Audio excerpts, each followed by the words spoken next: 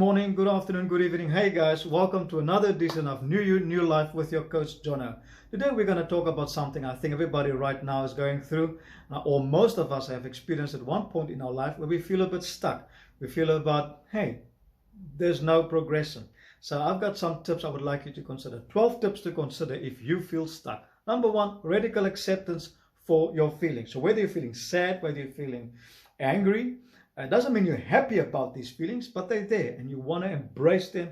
You want to accept your feelings. Number two, self-forgiveness. You know, it's a bit easier. It's not easy, but easier to forgive others.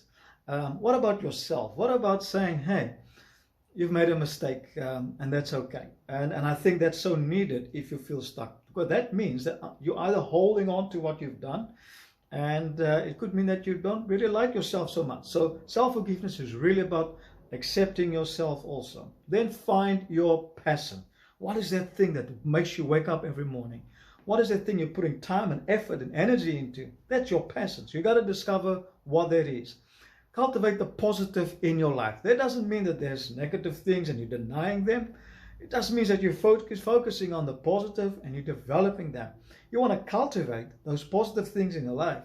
And I think that's so important at this time. Then letting go of your past. Not contemplating what have I done, how could I have done it different. You're just really understanding, hey, that's a mistake, I could have done it better, and you're letting go of it. Holding on to it means that you're gonna get stuck, and so that's very important. Take your time. Our next tip, take your time. They say time is money, but hey, when it is about your emotional well-being, your wellness, when it is about your mental health, it's going to take some time. You want to cautiously experience and explore what's going on in your life. And that's important. Then tell your story. Now more than ever, we need to listen to each other. We need to explore and learn from one another. And I'd like to encourage you to begin to tell your story. You may just be able to help someone. Then practice self-care. We've had 2 editions on part 1, part 2 on self-care.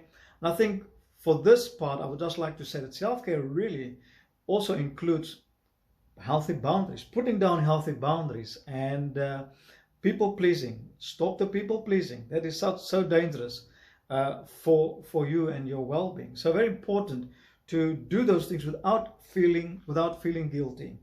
Then create an emotional outlet. This means grabbing a book, grabbing a diary and just writing down what's going on in your world, what's going on for you emotionally. Call someone, go see a counselor, write me an email, but reaching out and creating an emotional outlet, whether it's a Scrabble book, a calligraphy, but finding something where you can just let go and just exhale some of your emotions. Then reaching out to others. This may mean joining a self-help group. This may mean finding a support group, getting together with your friends, but really reaching out to others. We've been through a time now of a lot of isolation, and it has some consequences. And I really like to encourage you to learn to reconnect again. Then develop positive coping skills. There's a lot of skills out there. They're not really always helpful for everybody, but find the ones that's working for you and develop them, grow with them.